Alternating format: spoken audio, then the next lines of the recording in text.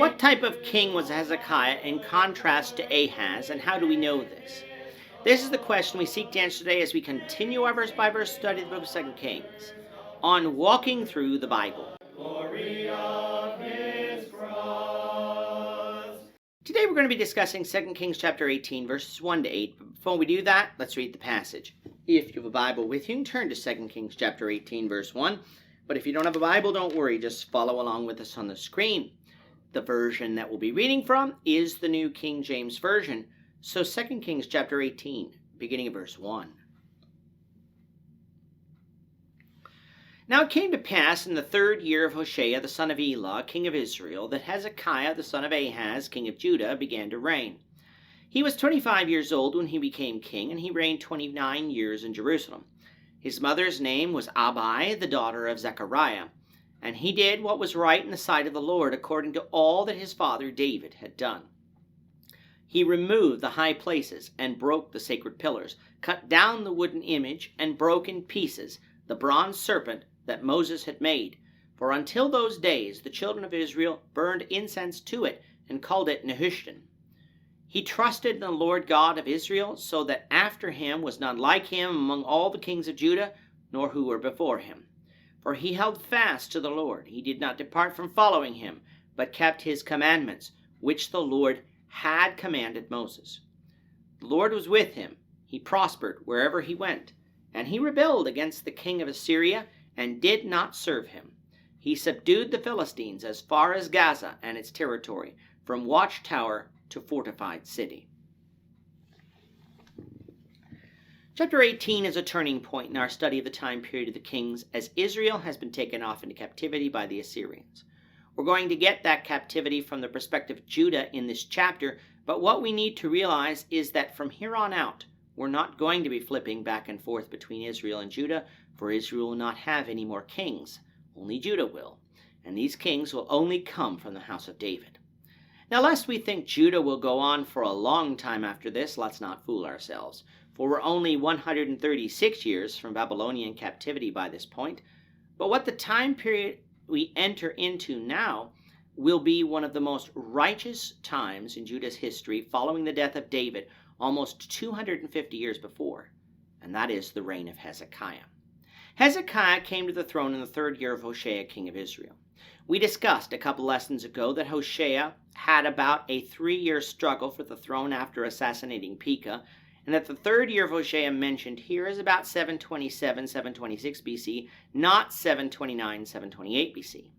This date is not only consistent with the internal evidence from 2 Kings, but is also consistent with secular chronology, which says that the fall of Jerusalem was about 722 BC, and the siege of Sennacherib, described later on down in this chapter, was at about 701 BC. Thus, we can have confidence in this date. A consequence of this, though, is that Hezekiah was co-regent with his wicked father Ahaz during the final 4 years of his reign, a co-regency that probably resulted from what the Assyrians were doing under Tiglath-Pileser and Shalmaneser. But even though his father was evil, it didn't mean that Hezekiah would be evil. In fact, Hezekiah will show us that one can be righteous in spite of our parentage. Hezekiah's grandfather Jotham and great-grandfather Azariah were both righteous and were both alive during Hezekiah's lifetime, so it is obvious that he modeled his life after them and not his father. However, we're going to find Hezekiah would even exceed those two kings in their righteousness. How would this be possible? Well, I would like us to read of their introductory descriptions in order for us to find out. And as we read them, I would like you to see if you can spot the difference. Of Azariah, we read in 2 Kings 15, verses 3 and 4. And he did what was right in the sight of the Lord, according to all that his father Amaziah had done, except that the high places were not removed. The people still sacrificed and burned incense on the high places. Of Jotham, we read in 2 Kings 15, verses 34 and 35. And he did what was right in the sight of the Lord. He did according to all that his father Uzziah had done. However, the high places were not removed. The people still sacrificed and burned incense on the high places. He built the upper gate of the house of the Lord. And of Hezekiah we read in 2 Kings 18, verses 3 and 4, And he did what was right in the sight of the Lord, according to all that his father David had done. He removed the high places and broke down the sacred pillars, cut down the wooden image, and broke in pieces the bronze serpent that Moses had made. For until those days, the children of Israel burned incense to it and called it Nehushtan. All of these three kings are said to be righteous, but whose righteousness were Azariah and Jotham compared to? Their fathers. Who was Hezekiah's righteousness compared to? King David. Of the 19 kings of Judah, only 3 of them would carry this epitaph, though 8 of them were said to be righteous: Asa, Hezekiah, and Josiah.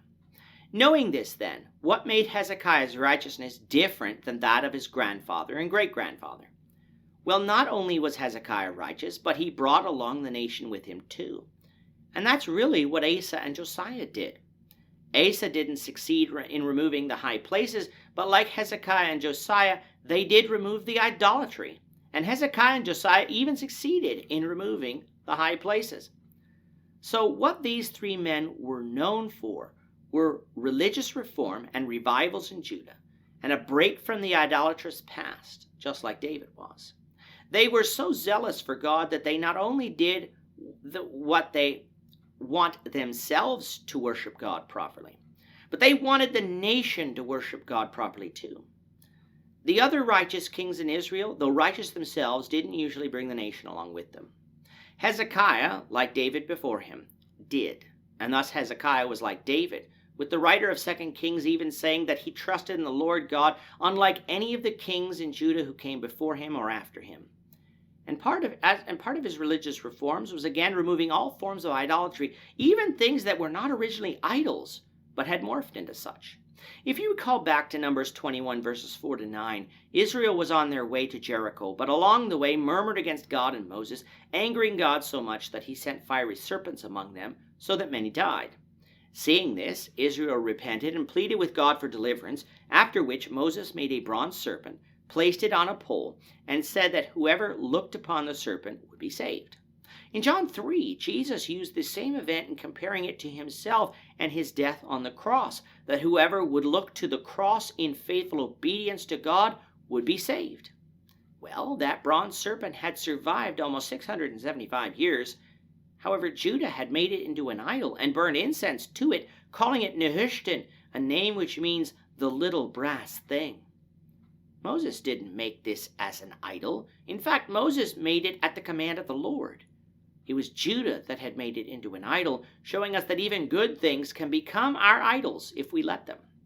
Hezekiah wasn't going to tolerate any idolatry, so he broke it into pieces. Hezekiah was living out what Jesus would later say in the Sermon on the Mount in Matthew 5:29, that if your right eye causes you to sin, pluck it out, for it is better to enter into heaven with one eye than to have 2 eyes and be cast into hell. If anything gets in the way of us serving God, we need to get rid of it, just as Hezekiah did for Judah here. And because of his righteousness, the nation of Judah prospered wherever Hezekiah went. He was able to rebel against the king of Assyria and not serve him, in the process expanding the city of Jerusalem, as is shown on the screen now. He even subdued the Philistines as far as Gaza, preventing them from being a nuisance to Judah. In all, Hezekiah is said to have reigned 29 years in Jerusalem. On our chronology, we're going to represent, for now, the reign of Hezekiah in a way that is totally not to scale, even though the entire thing is not to scale. The reason we're doing this is because in the next lesson, we're going to again see the conquering of Israel by Assyria, this time from Judah's perspective. So I would like to leave the timeline of the Israelite kings intact for that. Following this lesson, though, our timeline will change, and the representation of the reign of Hezekiah will look a little better. With that, our time is up for today. The Lord willing, we hope you'll join us for tomorrow's discussion of 2 Kings chapter 18, verses 9 to 16, as we continue our walk through the Bible, one verse at a time. Thank you for watching today's episode. We hope that you found it edifying and ask that you not only subscribe to our channel and podcast, but that you like and share this episode among your friends, so that the saving gospel of Jesus Christ can go out to the whole world.